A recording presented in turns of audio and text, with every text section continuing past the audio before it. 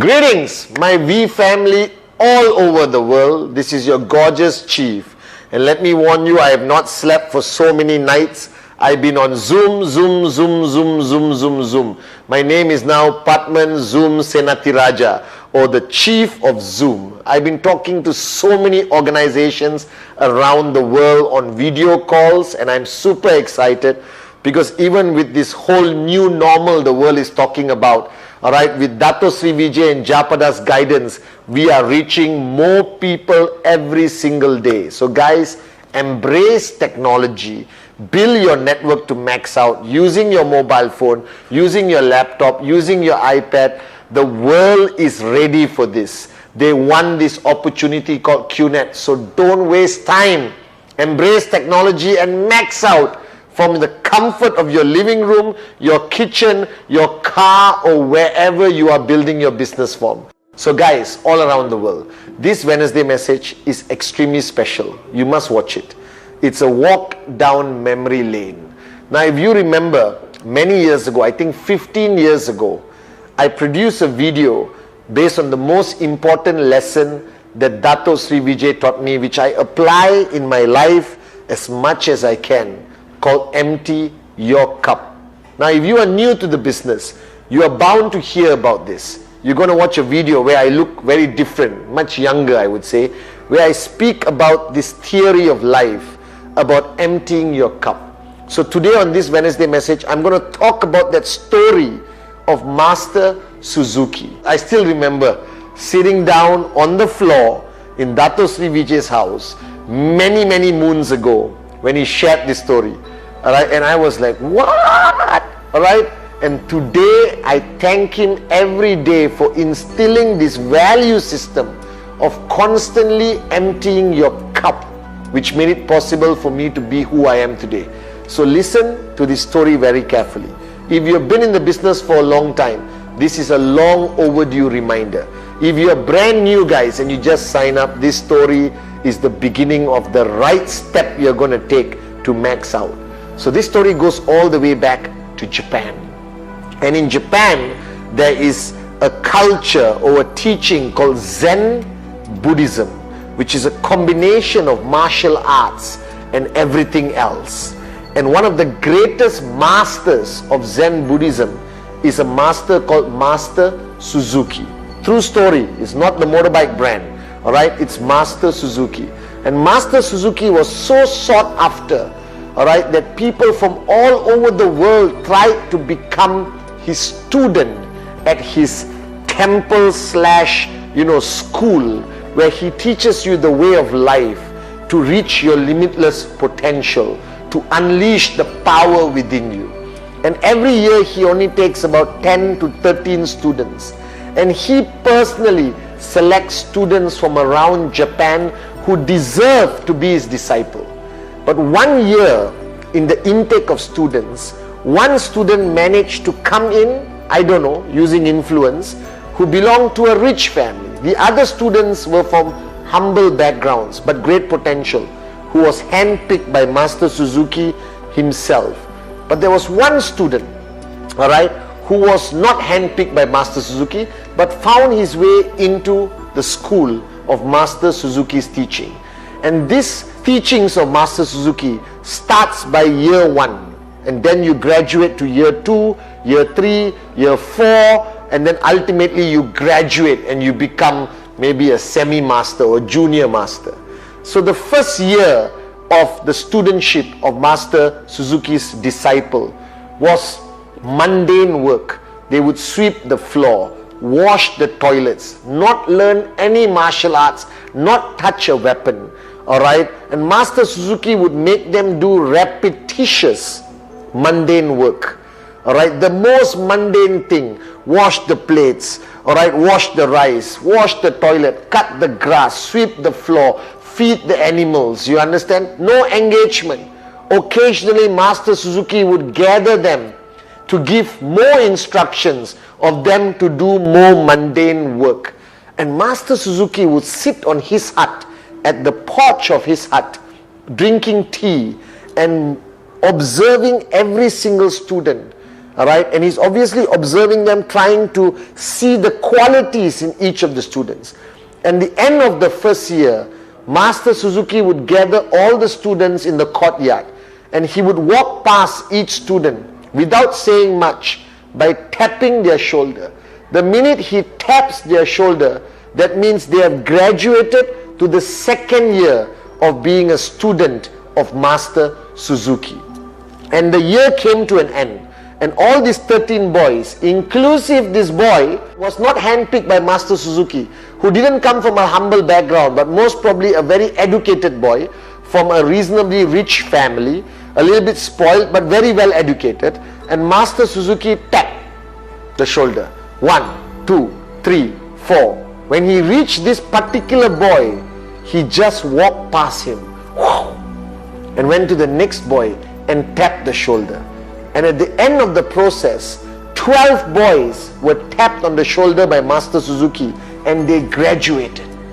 But this one boy was left behind. This one boy was left behind, and he started to turn red in his cheeks, embarrassed, slightly angry. And Master Suzuki walked away, and the other teachers told everyone to move on the life.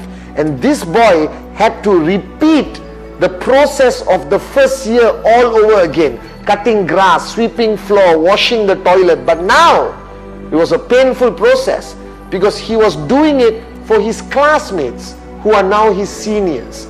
But he bit his tongue, and he rationalized in his mind with his ego that maybe Master wants me to stay back to help introduce the new boys to this life of the first year. And he did it, grumbling under his breath, serving food to his classmates who are now his seniors. And the year completed, and again everyone was lined up, new students plus this one kid who repeated year one. And Master Suzuki tap, tap, tap, tap, tap, and walked past this boy again and tap, tap, tap, tap, tap. And all those boys graduated to year 2, and this boy technically has to repeat year 1 again. And now this kid lost it. He got angry. He started shouting and complaining to all the other students. This is a scam. Who the hell is Master Suzuki?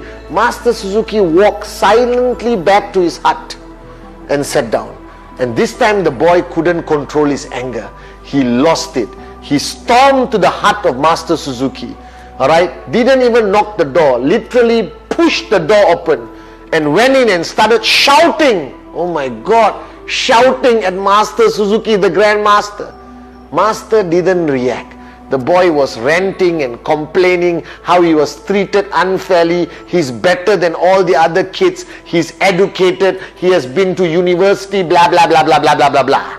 And Master Suzuki calmly said, calm down, sit down, and let's have some tea. And the boy thought, okay, I'm sitting down with the master. And Master Suzuki said, pour me a cup of tea. And the boy took the pot and poured into the cup. Like you and me, he poured almost to the brim, and he stopped and put the pot down. And Master looked at him and said, why did you stop? I told you to pour the tea. And the kid said, it's almost full. Keep pouring. Listen to me. So the kid thought, okay, Grandmaster Suzuki has gone a bit cuckoo. And he kept pouring the tea. Now what happens when you pour tea into a cup already full of tea? It overflows. And the kid kept pouring, angry that he's doing something stupid in his opinion. He poured and poured and poured, and the tea overflowed on the table. And after a few seconds, he stopped and he looked at Master Suzuki and said, what are you trying to do? I'm not stupid. And Master said, hang on, I'm giving you the answer. The answer why I never tapped your shoulder for you to graduate to the next year. This is the answer. That you are that cup and you are full. And with 1 year of the journey with the other students, nothing went into your full cup. It just overflowed. You did not learn anything. You did not change. You did not evolve. Your ego stopped you. You were a full cup. And that's why you will never graduate to the next year. Alright, and that is the story of Master Suzuki that was taught to me by Dato Sri Vijay 22 years ago. The first lesson he ever taught me, that Pathman, if you want to start the journey with QNET, if you want to start the journey to max out, the first thing you have to do is empty your cup. So to all of you watching, I hope you remember this story, that you need to empty your cup. You have to unlearn every assumption you ever had about business, about making money, about discipline, about consistency, about who you are and what you know. If you think you're too smart, empty your cup. If you are a marketing expert in your previous job, empty your cup and then start your journey with QNET. Because if you start your journey with QNET with a full cup like that kid, you will not earn a check. You will not benefit. You will not grow. You will not start earning income, and you will be frustrated and angry with your uplines, with the V, with QNET. You will think it's a scam. But you fail to understand that the problem is not us, it is you. That you cannot embark on this journey to financial freedom with everything, all the garbage full in your cup. That if you truly want to start this journey properly, empty your cup. And then the journey is beautiful. Don't be that kid, alright, that any mundane thing you have to do, alright, presentation, attending system, coming for training, week on ISB, we connect, watching videos, watching the Wednesday message, all of this will only be effective if you empty your cup, and then you will benefit tremendously from it. For all of you, especially those who just started your journey or just signed up yesterday, alright, this was the most valuable lesson taught to me by my mentor, Grand Upline Dato Sri Vijay. Now for those of you already in the journey, 1 week, 1 month, 1 year, 5 years, 10 years, the emptying your cup process, which all of you did in the beginning, is never enough. The Dato Sri Vijay recently reminded me of the need to constantly empty your cup. Because as the world has filled your cup with arrogance, ego, unnecessary knowledge and stupidity, all that garbage, alright, self-hype, your cup also fills up, alright, on your journey with QNET. It fills up with negativity, fear, assumptions, that after you get your first check, you may assume you know how to do it. And then you ignore your uplines, you don't follow the system, you don't watch the Wednesday message, you don't want to come to VCon, and then your cup gets filled also on your journey with QNET. So many of you watching this video today, alright, your frustrations, your lack of clarity in your mind, alright, your checks not growing, your organization not growing, your downlines not listening to you, your uplines not helping you, alright, or your downlines not respecting you, comes back to you and your cup. So this process of emptying your cup happens constantly. To me, I do it every day if I can, because throughout 24 hours your ego grows. You think you are the best, you think you have achieved greatness, you think you know all the answers, and those things start filling up your cup. And then the lessons from the great ones like Dato Sri Vijay, alright, Japadas Bismarck, your self-realization can no longer go into the cup that is full of shit, it's full of garbage. And then you get frustrated after 1 week, 1 month, 2 months, and you say, why am I not earning? Why is my checks not growing? Because your cup is full, and your cup will remain full throughout that journey. And after 5 years, you will see me at VCon and ISB and say, Chief, why am I not maxing out?